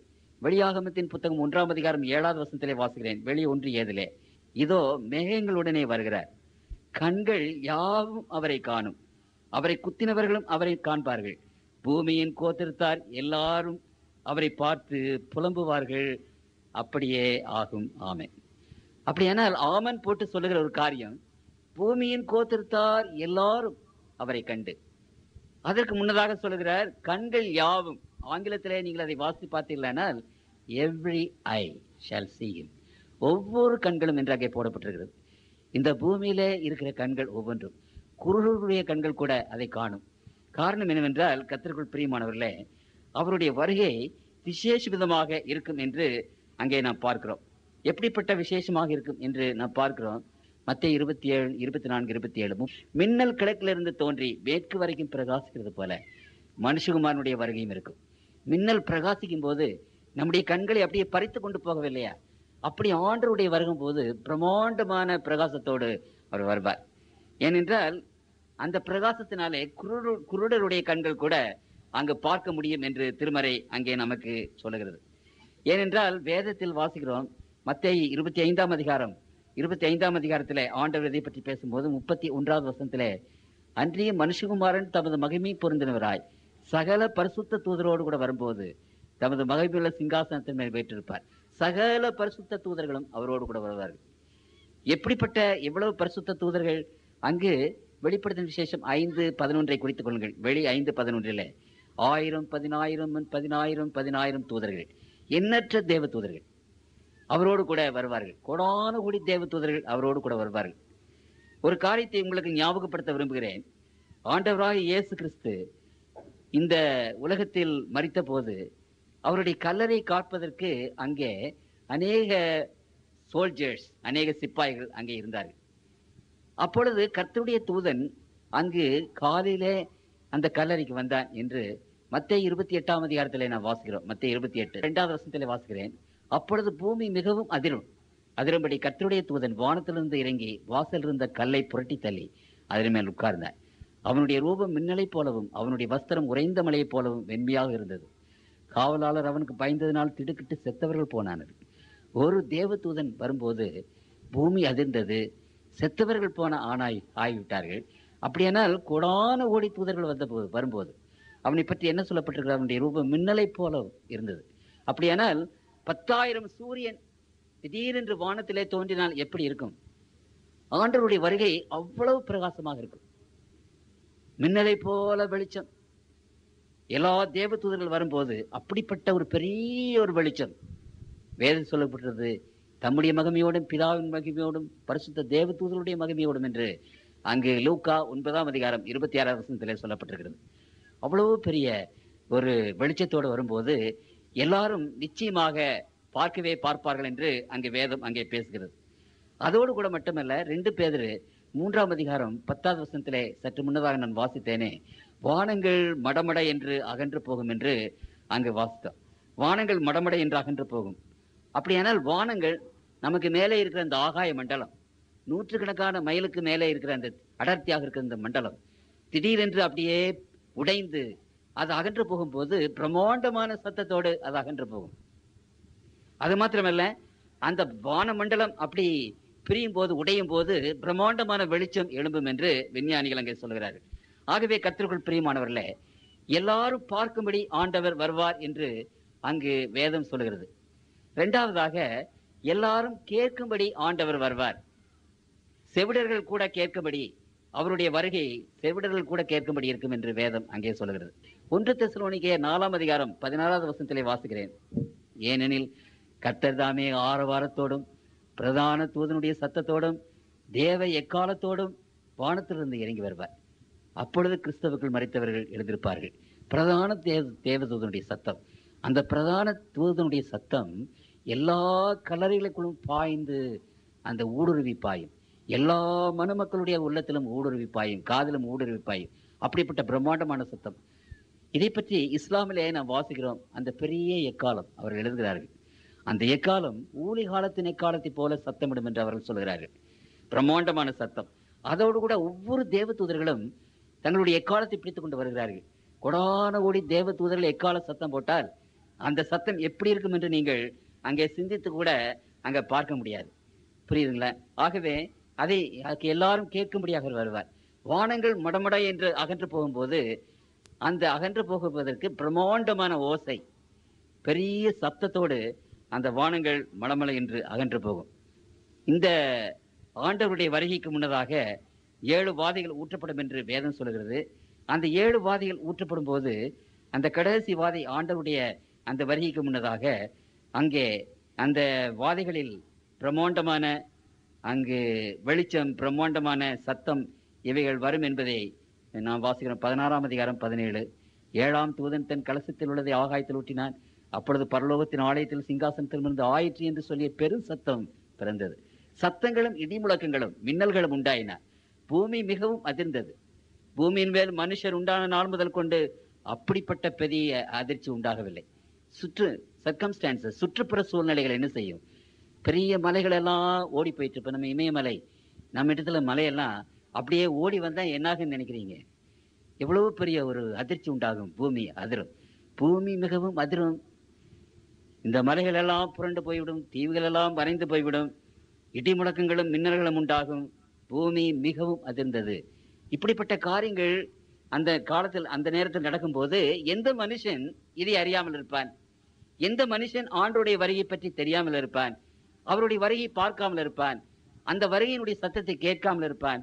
கர்த்தருக்குள் பிரியமானவர்களே, எல்லோரும் பார்க்கும்படி, every eyes shall see him, ஒவ்வொரு கண்ணும் அவரை பார்க்கும். இந்த பூமியின் கோத்திரத்தார் எல்லாரும் அவரை பார்த்து புலம்புவார்கள். கொடான கோடி தேவதூதர்கள் எக்கால சத்தத்தோட வருவார்கள். அப்படியானால் இன்றைக்கு கிறிஸ்தவ மார்க்கத்தில் ஒரு கொள்கை இன்றைக்கு பரப்பப்பட்டு வந்திருக்கிறது. ஆதி காலம் முதல் கொண்டு தேவனுடைய சபைகள், லுத்தரன் சபை, சிஎஸ்ஐ சபை, பேப்டிஸ்ட் சபை, இப்படிப்பட்ட ஆதி காலத்து சபைகள் எல்லாம் அந்த நாள் முதல் கொண்டு இந்த நாள் வரைக்கும் ஆண்டவருடைய வருகை வெளிரங்கமாக இருக்கும், எல்லாரும் பார்க்கும்படி வருவார்கள் என்றுதான் விசுவாசித்து வந்தார்கள். அதுதான் ஆதி காலத்து விசுவாசம். ஆனால் இப்பொழுது சில சபைகள் எழும்பி இந்த விசுவாசத்துக்கு மாறான உபதேசத்தை போதிக்கிறார்கள்.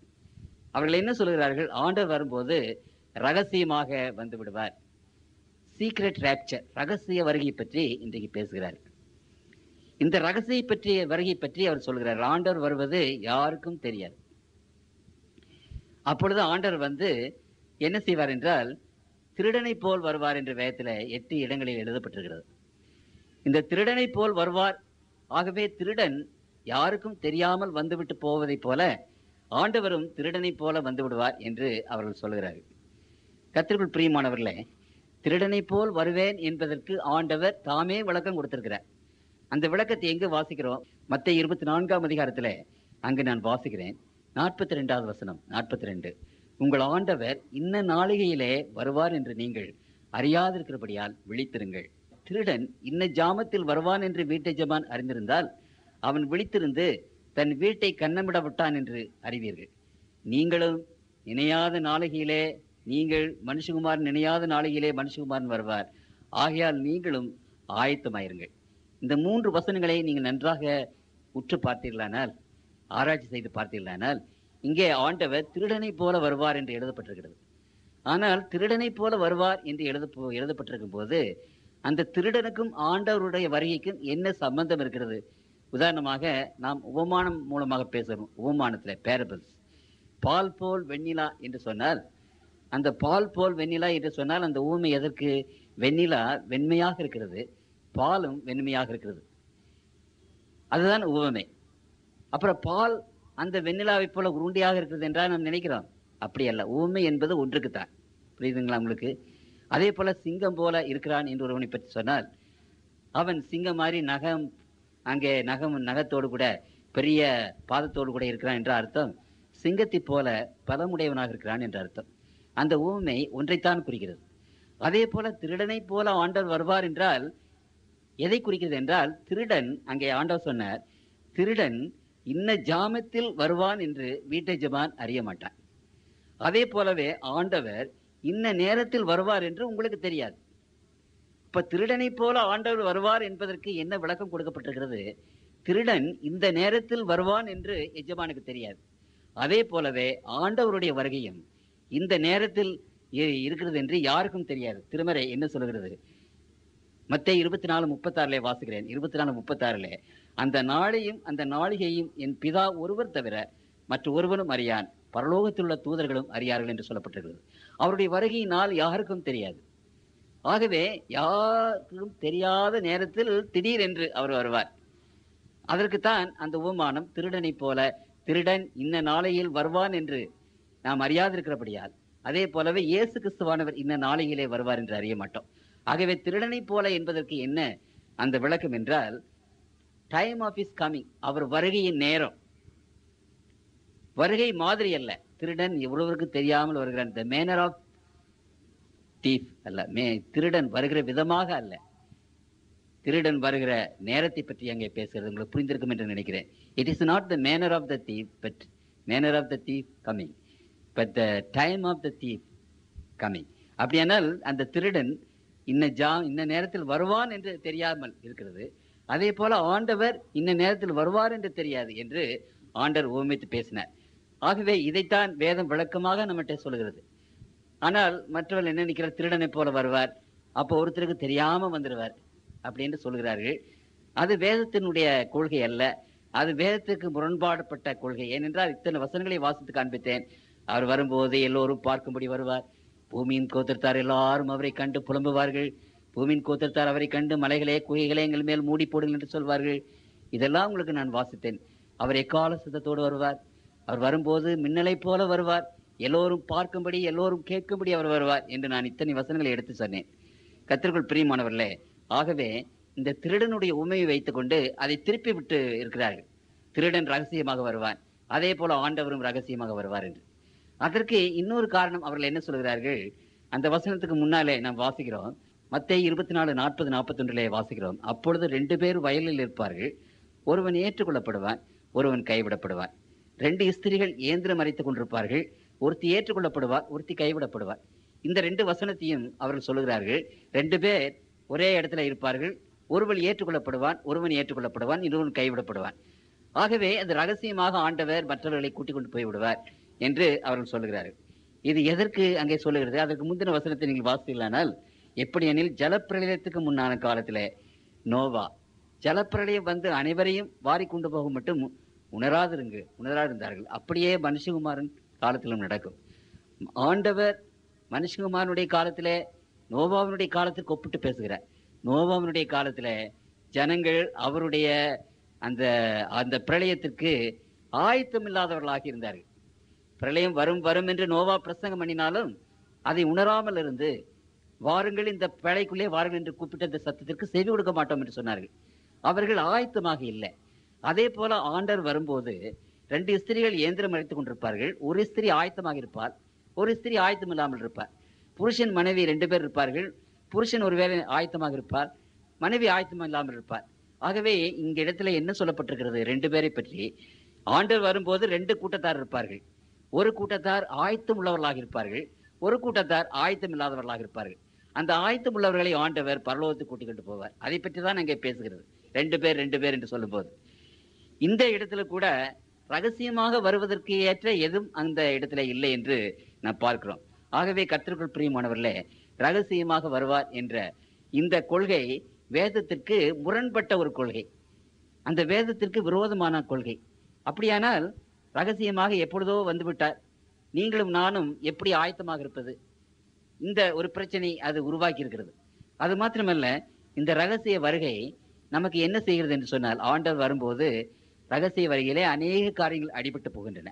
ஏனென்றால் அடுத்தபடியாக நாம் வாசிக்கிறோம், ஆண்டவர் வரும்போது எதற்காக அவர் இங்கே வருகிறார், எதற்காக இந்த உலகத்திற்கு அவர் வர வேண்டும் என்று நீங்கள் பார்ப்பீர்களானால், கர்த்தருக்குள் பிரியமானவர்களே, 1 தெசலோனிக்கேயர் 4:16 வாசிக்கிறேன். ஏனெனில் கர்த்தர் தாமே ஆரவாரத்தோடும் பிரதான தூதனுடைய சத்தத்தோடும் தேவ எக்காலத்தோடும் வானத்திலிருந்து இறங்கி வருவார். அப்பொழுது கிறிஸ்துவுக்குள் மரித்தவர்கள் முதலாவதாக எழுந்திருப்பார்கள். பின்பு உயிரோடு இருக்கும் நாமும் கர்த்தருக்கு எதிர்கொண்டு போக மேகங்களின் மேல் அவரோடு கூட ஆகாயத்தில் எடுத்துக் கொள்ளப்பட்டு இவ்விதமாய் எப்பொழுதும் கர்த்தருடனே கூட இருப்போம். அப்படியானால் ஆண்டவர் இந்த உலகத்துக்கு வருகிறது எதற்கு? நான் இந்த யோவான் எழுதின சுவிசேஷம் 14 வாசித்து காண்பித்தேன். நம்மை ஆண்டவர் கூட்டிக் கொண்டு போவதற்காக வருகிறார். நான் போய் உங்களுக்கு ஸ்தலத்தை ஆயத்தம் பண்ண பின்பு நான் இருக்கிற இடத்தில் நீங்களும் இருக்கும்படி நான் மறுபடியும் வந்து உங்களை என்னிடத்தில் சேர்த்துக் கொள்வேன். ஆண்டவர் தம்முடைய பிள்ளைகளை கூட்டிக் கொண்டு பரலோகத்துக்கு போவதற்காக வருகிறார். அப்படி கூட்டிக் கொண்டு பரலோகத்துக்காக போவதற்கு வரும்போது அரித்து போன அவருடைய பிள்ளைகள் கல்லறையில இருக்கிறார்களே, அவர்களை உயிரோடு அவர்கள் எழும்பி தேவசாயலை பெற்றவர்களாக ஆண்டவராக இயேசு கிறிஸ்துவோடு கூட அவர் போவார். உயிரோடு இருக்கிற கர்த்தருடைய பிள்ளைகள் இந்த மாமிச சரீரத்தை கலைந்து விட்டு தேவ சரீரத்தை, மகமின் சரீரத்தை பெற்றுக் கொண்டவர்களாக அவர்களும் பரலோகத்துக்கு போவார்கள். இந்த 2 கூட்டத்தாரையும் ஆண்டவர் கூட்டிக் கொண்டு அங்கு பரலோகத்துக்கு போவார். அதற்காகத்தான் அவர் வருகிறார். நம்மை கூட்டிக் கொண்டு போவதற்காகத்தான் அவர் வருகிறார். ஒரு சிலர் என்ன நினைக்கிறார்கள், ஆகாயத்தில் எடுத்துக்கொள்ளப்பட்டு இவ்விதமாய் எப்பொழுதும் கர்த்தருடனே கூட இருப்போம். சிலர் என்ன நினைக்கிறார்கள், ஆகாயத்தில் எடுத்துக்கொள்ளப்பட்டு மத்திய ஆகாயத்திலேயே இருப்போம் என்று நினைக்கிறார்கள். திருமறை அப்படி சொல்லலை. மத்திய ஆகாயத்தில், ஏனென்றால் ஆகாயத்தில் எடுத்துக்கொள்ளப்பட்டு இந்த இருக்கிறது, இங்கே எடுத்துக்கொள்ளப்பட்டு எப்பொழுதும் கர்த்தரோடு கூட இருப்போம். கர்த்தர் நடுவானத்திலேயே இருக்கிறார். அவர் எங்கே இருக்கிறார்? பரலோகத்திலே இருக்கிறார். பரலோகத்தில் இருக்கிற எங்கள் பரமபிதாவே என்று சொல்கிறோம். பரலோகம் என்பது அவருடைய வாசஸ்தலம். அப்படியானால் மத்திய ஆகாயத்தில் எடுத்துக்கொள்ளப்பட்டு தன்னுடைய பிள்ளைகளை அவர் தன்னுடைய இருப்பிடத்திற்கு கூட்டிக் கொண்டு போகிறார். அப்படித்தான் அர்த்தமே ஒழிய மத்திய ஆகாயத்திலேயே இருப்பார் என்ற அர்த்தம் கிடையாது. உதாரணமாக இங்கே வெளிப்படுத்தும் விசேஷம் 20ஆம் அதிகாரத்தில் நீங்கள் வாசித்தீர்களானால் 4வது வசனத்தை வாசிக்கிறேன். வெளியாகும் 20:4 வாசிக்கிறேன். அன்றியும் நான் சிங்காசனங்களை கண்டேன், அவைகளின் மேல் உட்கார்ந்தார்கள், நியாய தீர்ப்பு கொடுக்கும்படி அவர்களுக்கு அதிகாரம் அளிக்கப்பட்டது. அந்த கடைசி பகுதியை வாசிக்கும் போது அவர்கள் உயிர்த்து, தேவனுடைய பிள்ளைகள் உயிர்த்து கிறிஸ்துவுடனே கூட 1000 வருஷம் அரசாண்டார்கள். புரியுதுங்களா? உயிர்த்த தேவனுடைய பிள்ளைகள் கிறிஸ்துவோடு கூட எங்கே? சிங்காசனங்களை கண்டேன், தேவனுடைய சிங்காசனங்களை கண்டேன் என்று. பரிசுத்த பரலோகத்திலே அவர்கள் கிறிஸ்துவோடு கூட 1000 வருஷம் இருப்பார்கள் என்று திருமறை அங்கே சொல்கிறது. ஆகவே அவர் இந்த உலகத்திற்கு எதற்காக வருகிறார்? தம்முடைய பிள்ளைகளை ஒன்றாக திரட்டி கூட்டிக் கொண்டு போகும்படி வருகிறார். தேவனை விசுவாசிக்கிற ஒரு மகனும் கெட்டு போக மாட்டான். கோதுமை மணியானது ஆண்டவர் சொல்கிறார், அதை சேர்க்கப்படும் போது ஒரு மணியாவது கீழே விழுந்து போவதில்லை.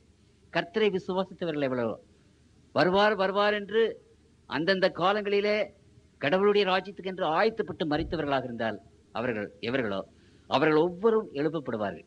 இந்த உயிரோடு ஆண்டவர் வரும்போது உயிரோடு இருக்கிற தேவனுடைய பிள்ளைகள் ஒவ்வொருவரும் ஆண்டவர் அங்கே எழுப்பி தேவனுடைய ராஜ்யத்துக்கு கூட்டிக் கொண்டு போவார் என்பதை வேதம் வெகு திட்டவட்டமாக தம்முடைய பிள்ளைகள் மத்தியிலே அங்கே சொல்லுகிறது.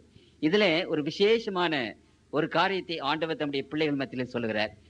இப்படி ஆண்டவர் பரலோகத்திற்கு தம்முடைய பிள்ளைகளை கூட்டிக் கொண்டு போகும்போது அந்த பிள்ளைகள் எப்படிப்பட்டவர்களாக இருப்பார்கள் என்பதையும் வேதம் நமக்கு விசேஷ விதமாக அங்கு சொல்லுகிறது.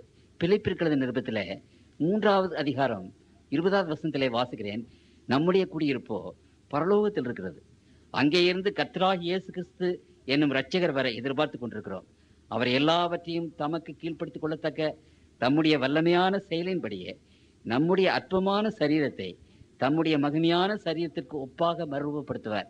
அப்படியானால் மரித்த தேவனுடைய பிள்ளைகள், உயிரோடு இருக்கிற தேவனுடைய பிள்ளைகள், இவருடைய சரீரம் மாம்ச சரீரத்தை விட்டுவிட்டு மகிமையின் சரீரம் இயேசு கிறிஸ்து எப்படி உயிர்த்தெழுந்தாரோ அந்த சரீரத்தை உடையவர்களாக அவர்கள் பரலோகத்துக்கு போவார்கள். ஆண்டவர் கூட்டிக் கொண்டு போவார் என்று அங்கு வேதம் நமக்கு விசேஷ விதமாக அங்கு சொல்லுகிறது. இதை குறித்து அப்போஸ்தலனாகிய பவுல் எழுதுகிறதை வாசிக்கிறேன். 1 கொரிந்தியர் 15ஆம் அதிகாரத்திலே நான் வாசிக்கிறேன். 51வது வசனம். 1 கொரிந்தியர் 15:51. இதோ ஒரு ரகசியத்தை உங்களுக்கு அறிவிக்கிறேன். நாம் எல்லாரும் நித்திரை அடைவதில்லை. ஆகிலும் கடைசி எக்காலம் தொனிக்கும் போது ஒரு நிமிஷத்திலே, ஒரு இமைப்பொழுதிலே நாம் எல்லாரும் மறுரூபமாக்கப்படுவோம். மறுரூபம் என்றால் என்ன? எக்காலம் தொனிக்கும். அப்பொழுது மரித்தோர் அழிவில்லாதவர்களாய் எழுந்திருப்பார்கள். நாமும் மறுரூபமாக்கப்படுவோம். அழிவுள்ளதாக இது அழியாமையையும் சாவுக்கு ஏதுவாகிய இது சாவாமையும் தரித்துக் கொள்ள வேண்டும். அழிவுள்ளதாக இது அழியாமையையும் சாவுக்கு ஏதுவாகிய இது சாவாமையும் தரித்துக் கொள்ளும் போது மரணம் ஜெயமாக விழுங்கப்பட்டது என்று எழுதியிருக்கிற வார்த்தை நிறைவேறும். பார்த்தீங்களா? அதுதான் மகிமையின் சரீரம். அழிவு ஒன்றும் இருக்காது, சாவு ஒன்றும் முதலே இருக்காது. தேவ சாயலை பெற்றவர்களாக நாம் இருப்போம். 42வது வசனத்தில் வாசிக்கிறேன். 49. மேலும் மண்ணானவனுடைய சாயலை நாம் அணிந்திருக்கிறது போல வானவருடைய சாயலையும் நாம் அணிந்து கொள்வோம். பார்த்தீங்களா? தேவனுடைய சாயலை நாம் பெற்றவர்களாக பரலோகத்துக்கு போவோம். இப்போ ரகசிய வருகை என்று நாம் எண்ணும்போது இந்த மறுரூபமாகுதல், உயிரோடு எழும்புதல் எல்லாம் அங்கு கிடையாது.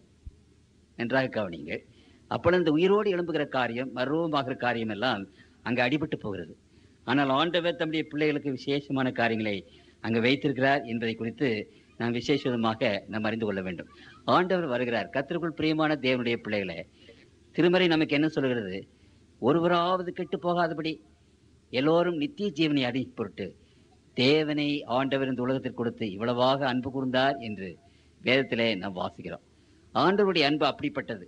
தேவன் தம்முடைய ஒரே பேரான குமாரனை, யோவான் 3:16, விசுவாசிக்கிறவன் எவனோ அவன் கெட்டு போகாமல் நித்திய ஜீவனை அடையும்படிக்கு அவரை தந்தரளி இவ்வளவாய் உலகத்தில் அன்பு கூர்ந்தார். ஒருவராவது கெட்டு போகாமல். இந்த உலகத்தில் மக்கள் இந்துக்களாக இருந்தாலும், மகமதியாக இருந்தாலும், கிறிஸ்தவர்களாக இருந்தாலும், கர்த்தருடைய பிள்ளைகளே, ஒருவராவது கெட்டு போகாதபடிக்கு, ஒருவேளை நம்முடைய முற்பிதாக்கள் மரித்து போனவர்களாக இருந்தாலும் எல்லாருடைய கல்லறையும் ஆண்டவர் திறப்பார். ஒரு கல்லறையாவது விட்டுவிட மாட்டார். உயிரோடு இருக்கிற தேவனுடைய பிள்ளைகள் எங்கிருந்தாலும் சரி, மலையில இருந்தாலும் சரி, குகையில இருந்தாலும் சரி, தம்முடைய பிள்ளைகள் ஒவ்வொருவரும் ரட்சிக்கப்பட வேண்டும் என்றுதான் ஆண்டவர் இந்த உலகத்திலே வந்தார். கொல்காதா மலையிலே ஆண்டவர் கல்வாரி சிலுவை நாட்டினார். எதற்காக நாட்டினார்? அங்கே சிந்தப்பட்ட அந்த ரத்தம் இந்த உலகத்தில் பிறந்த, இந்த உலகத்தில் வளர்ந்த ஒவ்வொரு மகனையும் புனிதப்படுத்தி ஒவ்வொரு மகனுக்கும் பரலோகத்திற்கு ஒரு இடம் கொடுக்கும். அதற்காகத்தான் அவர் ரத்தம் சிந்தினார். அதற்காகத்தான் இந்த உலகத்தில் வந்தார். கர்த்தருக்குள் பிரியமானவர்களே, அந்த பிரளயத்தை ஆண்டவர் நோவாவின் காலத்தில் அனுப்பின போது அந்த மக்களை அழிப்பதற்கு, அந்த மக்களுடைய காரியங்கள் எல்லாவற்றுக்கும் ஆண்டவர் எவ்வளவு வருத்தப்பட்டிருப்பார். மகனே, மகளே, நீ அழிந்து போவது எனக்கு பிரியமில்லை என்று ஆண்டவர் விசேஷமாக தம்முடைய பிள்ளையிடத்திலே சொல்கிறார். துன்மார்க்கருடைய அழிவு எனக்கு பிரியமல்ல. ஒவ்வொரு மகனும் மகளும் அங்கு ரட்சிக்கப்பட வேண்டும் என்பதுதான் ஆண்டவருடைய ஆவல். ஆகவே கர்த்தருடைய பிள்ளைகளாகிய நாம் இன்றைக்கு ஆண்டவருடைய அந்த அன்பை நினைத்தவர்களாக, நமக்கென்று ஒரு பரலோகம் ஆயத்தமாக்கப்பட்டிருக்கிறது, நமக்கென்று ஒரு வீடு ஆயத்தமாக்கப்பட்டிருக்கிறது பரலோகத்திலே, நமக்கென்று ஒரு சிங்காசனத்தை ஆண்டவர் ஆயத்தம் பண்ணியிருக்கிறார் பரலோகத்திலே, நமக்கென்று ஒரு பொன்முடி, ஒரு கீத வாக்கியம், ஒரு மேல் வீடு, ஒரு ஜெயக்குடி என்று நாம் வாசிக்கிறோம். அந்த பரலோகத்தின் வாசலுக்குள்ளே போவதற்கு ஒவ்வொருவருக்கும் ஆண்டவர் நம்முடைய ரத்தத்தினால அனுமதி கொடுத்திருக்கிறார். ஆகவே அவர் சீக்கிரமாக வரும்போது, மகனே மகளே, நீ அவரோடு கூட போவாயா? அவரோடு கூட ஆண்டவருடைய பிள்ளைகளாகி நாம் அந்த முத்து பதித்த கேட்டுக்குள்ளாக நாம் போவோமா? அவரோடு கூட சென்று அந்த சிங்காசனத்தில் உட்காருவோமா? அவரோடு கூட சேர்ந்து நாம் அரசால போகிறோமா? அவருடைய பிள்ளைகளாக நாம் என்றைக்கு வாழப் போகிறோமா? அப்படி நாம் வாழ வேண்டும் என்றால், கர்த்தருக்குள் பிரியமானவர்களே, தேவனுடைய பிள்ளைகளாகி நாம் எப்படிப்பட்டவர்களாக இருக்க வேண்டும் என்று அங்கு தீத்துவனுடைய புத்தகத்திலே வாசிக்கிறோம். தீத்துவனுடைய புத்தகம் 2ஆம் அதிகாரம் 13வது வசனத்திலே நான் வாசிக்கிறேன். தீத்து 2:13, நாம் நம்பி இருக்கிற ஆனந்த பாக்கியத்துக்கும் மகா தேவனும் நமது இரட்சகரமாக இயேசு கிறிஸ்துவனுடைய மகிமையின் பிரசன்னமாகுதலுக்கும் எதிர்பார்த்து கொண்டிருக்கும்படி நமக்கு போதிக்கிறது. அப்படியானால் ஆண்டவருடைய வருகைக்கு கர்த்தருடைய பிள்ளைகள் காத்திருக்கிற பிள்ளைகளாக, எதிர்பார்த்து கொண்டிருக்கிற பிள்ளைகளாக இருக்க வேண்டும், வாழ வேண்டும். அவர் வருகை எப்பொழுது இருந்தாலும் சரி, தகப்பனே, இந்த உலகத்திலே நாம் செய்ய வேண்டிய முதல் காரியம் உடை தேடுவது, உணவு தேடுவது, உத்தியோகம் தேடுவது, திருமணத்தை தேடுவது, இப்படி நமக்கு முன்பாக எத்தனையோ காரியங்கள் இருந்தாலும் இருக்கட்டுமே, நாம் செய்ய வேண்டிய ஒரு காரியம், முதலாவதாக நாம் தேட வேண்டுவது, ஆண்டவருடைய வருகைக்கு நீங்களும் நானும் ஆயத்தமாக இருக்கிறோமா? அந்த காரியத்தை நாம் நிச்சயப்படுத்திக் கொண்டு மற்ற காரியங்களை நாம் தேடுறவர்களாக இருக்க வேண்டும். நாம் மற்ற காரியங்களை தேடிக்கொண்டிருப்போமானால், ஆண்டவர் வந்துவிட்டால் அவருடைய வருகைக்கு நாம் ஆயத்தப்படாமல் இருப்போமானால் அதில் என்ன பிரயோஜனம் இருக்கிறது? கர்த்தருக்குள் பிரியமானவர்களே, நீங்களும் நானும் நினைக்கிறதற்கும் எண்ணுவதற்கும் மேலான ஆசீர்வாதங்களை, ஒரு பெரிய பரலோகத்தை, அந்த பரலோகத்தின் இன்பங்களை ஆண்டவர் தம்முடைய பிள்ளைகளுக்கு வைத்திருக்கிறார். அனாதியாக ஆண்டவர் நம்மை விட்டு விட மாட்டார். அலைந்து திரிகிற பிள்ளைகளாக நம்மை விட்டு விட மாட்டார். கஷ்டப்பட்டு கண்ணீர் விட்டு கவலைப்பட்டு இந்த உலகத்தில் பாரம் சுமந்த மக்களாக நம்மை விட்டு விட மாட்டார். இந்த பாரம் சுமந்த மக்களுக்கு விடுதலை, கண்ணீரை ஆண்டவர் துடைப்பேன் என்று சொல்கிறார். கவலைகளை எல்லாவற்றையும் ஆண்டவர் எடுத்து போடுவார். தேவனுடைய பிள்ளைகளுக்காக விசேஷமான ஒரு ராஜ்யத்தை ஆண்டவர் ஆயத்தம் பண்ணியிருக்கிறாரே. கர்த்தருடைய பிள்ளைகளே, உலகத்தின் அந்த 4 ராஜ்யங்களும் ஒளிந்து போய்விட்டது. இந்த நாட்களிலே பரலோகத்தின் தேவன் தம்முடைய ராஜ்யத்தை ஸ்தாபிப்பார். அப்படி அந்த ராஜ்யத்தை ஸ்தாபிக்கும் போது, அந்த திருடனை போல ஆண்டவரிடத்திலே, ஆண்டவரே, நீர் உம்முடைய ராஜ்யத்திலே வரும்போது எனக்கு ஒரு இடத்தை தாரும், எனக்கு ஒரு இடத்தை தாரும் என்று நாம் ஆண்டவரிடத்திலே கேட்டு, அந்த திருடனை கேட்டது போல நாம் ஆஞ்சையோடு தேவனுக்கென்று நாம் காத்திருக்க வேண்டாமா? ஆவலோடு தேவனுக்கென்று காத்திருக்க வேண்டாமா? யார் எப்படி சொன்னாலும் சரி, எப்படி வாழ்ந்தாலும் சரி, கர்த்தருடைய பிள்ளைகள் ஆண்டவரை நோக்கி பார்த்து அவருக்கென்று நாம் வாழ வேண்டாமா? கர்த்தருக்குள் பிரியமானவர்களே, ஆகவே ஆண்டவர் தம்முடைய பிள்ளைகளுக்கு ஒரு பெரிய இன்விடேஷன் கொடுக்கிறார். மத்தேயு எழுதின சுவிசேஷம் 11ஆம் அதிகாரத்தில் 28வது வசனத்தை வாசிக்கிறேன். வருத்தப்பட்டு பாரம் சுமக்கிறவர்களே, நீங்கள் எல்லாரும் என்னிடத்திற்கு வாருங்கள், நான் உங்களுக்கு இளைப்பாறுதல் தருவேன். எல்லாரும் என்னிடத்திற்கு வாருங்கள், நீங்கள் யாரும் என்னுடைய பிள்ளைகளாக இந்த உலகத்திலே வாழுங்கள், அப்பொழுது நான் உங்களுக்கு இளைப்பாறுதல் தருவேன், தேவனுடைய ராஜ்யத்தை தருவேன் என்று ஆண்டவர் தம்முடைய பிள்ளைகளுக்கு சொல்லுகிறார்.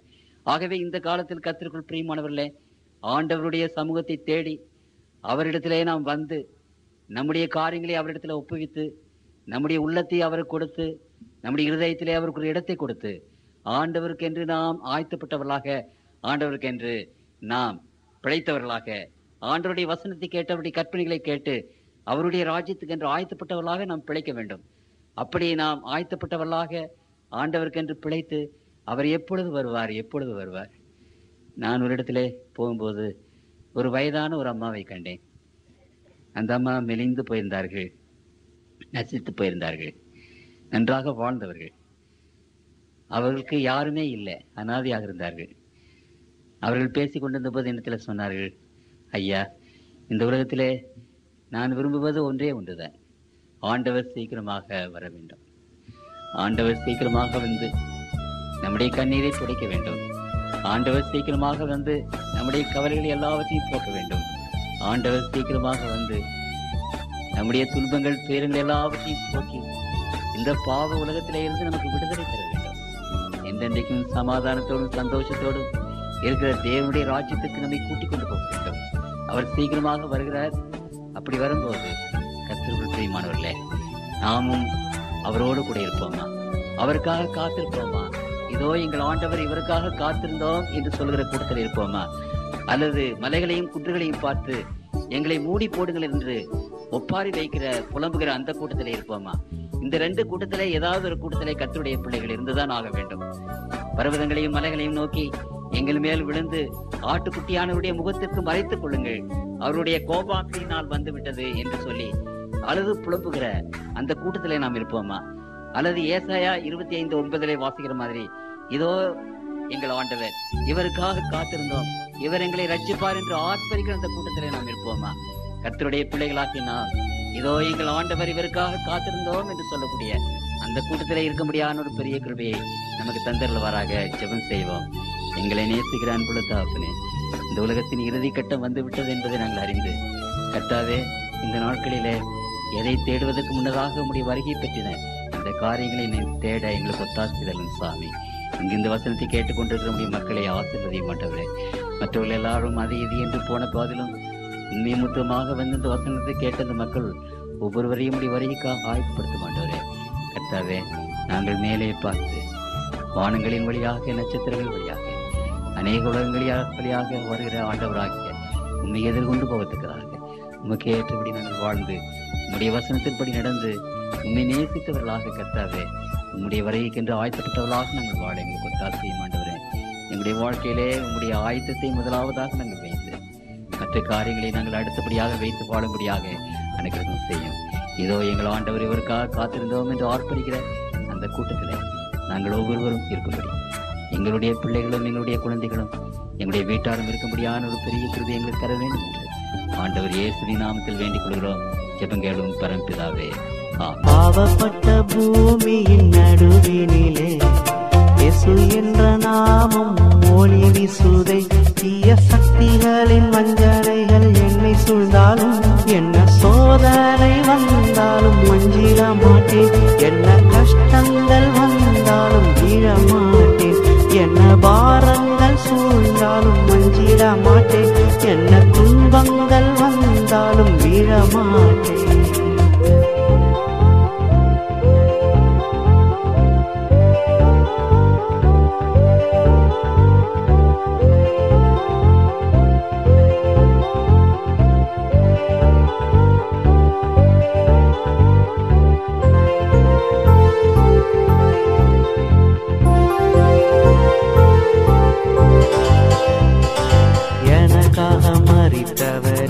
தெய்வமே, உமக்காக என்னை தந்திடுவேனே. இந்த கஷ்டலோகத்தில் என்றும் துன்பம் நித்தமே. என்ன சோதனை வந்தாலும் மஞ்சிட மாட்டேன். என்ன கஷ்டங்கள் வந்தாலும் வீழ மாட்டேன்.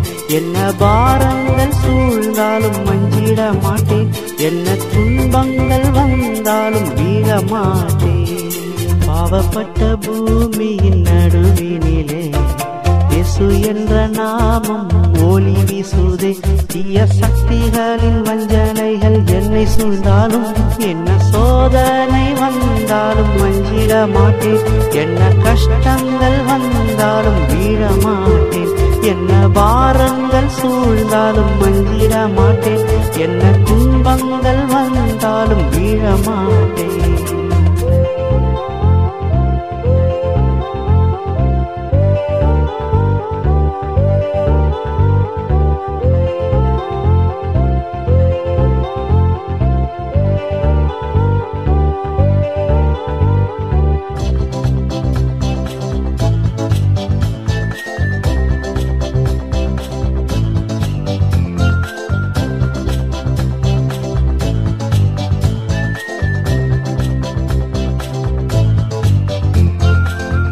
விட்டு வருந்தே உம்மிடம் வந்தார், நித்திய ஜீவன் அளிப்பேன் என்ற தெய்வமே.